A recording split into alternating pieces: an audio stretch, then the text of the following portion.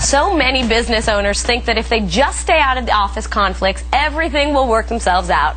But on the contrary, it often makes things worse. So in today's Consultant's Corner, we're going to show you how as a manager to tackle conflict. Emmett Murphy is senior partner and chairman of EC Murphy Walsh, an international consulting firm, and author of the book Talent IQ. Hi there, Emmett. Hi, how are you? I'm good, thanks. Thank you for coming on the program. Pleasure. So you can't just let your employees figure it out themselves. You have to tackle it yourself. Yes, and you want to, first of all, do it now. You don't want to let it wait and fester. Conflict's like a virus. It spreads like crazy, and it contaminates everybody with contempt and negativism, and that contempt can come back and bite you. So as soon well. as you hear about it, go attack it. Well, you might want to let it settle a little bit, but as it emerges into a conflict rather than just some gossip and so forth, then you better step in. So you say you can define conflict as an opportunity. How? Well, absolutely. There's so much energy involved with conflict. And first of all, think of the people involved in a positive context. They care about something. The worst problem is when people, a very severe problem is people don't care about anything. So when they're in conflict, they're obviously caring. And energy is the sacred source of things for managers and leaders. It's an opportunity. You want to be there where the energy is. So make sure you don't alienate them, but somehow harness that energy. Exactly. Approach it as an issue. So you say also assess the risk personally. Absolutely. That means you want to be there where the energy is. A leader wants to be where the energy is. You want to be there personally, understand the risk. And the reason is this isn't something you can really delegate. This you need to intervene.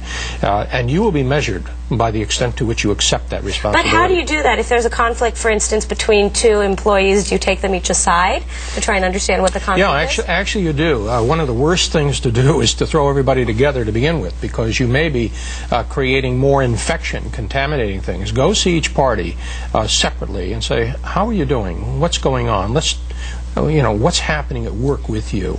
Okay, and then you also say don't clean up the mess yourself. Well, so you've inserted yourself in the middle, but you're not supposed to solve it? Well, that's correct. You are a reality therapist. Matter of fact, everybody think of themselves in that sense. Your job is to help people assume responsibility and measure themselves against those responsibilities. So you say to A, this is what you told me, correct? This is what you're seeing, and this is what your work is like, and this has emerged. Isn't that what you said to me?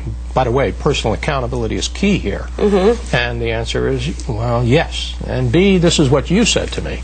Yep. And so you're a mediator. You're the mediator. Okay. Absolutely. I want to quickly get to your last point, which is take the side of the customer. Well, what if the customer was wrong? The customer's best interests are what you have to stand for. You have to stand for what is in the customer's best interest. You have to take a side in conflict. There is no way out of taking a side. The question is, take the side of the person where that energy should be focused for the betterment of the customer. And if the customer needs some correction, or if the issue has resulted from a misunderstanding of customer needs, well, okay, clarify that. All right. Emmett Murphy, thank you so much. Take care.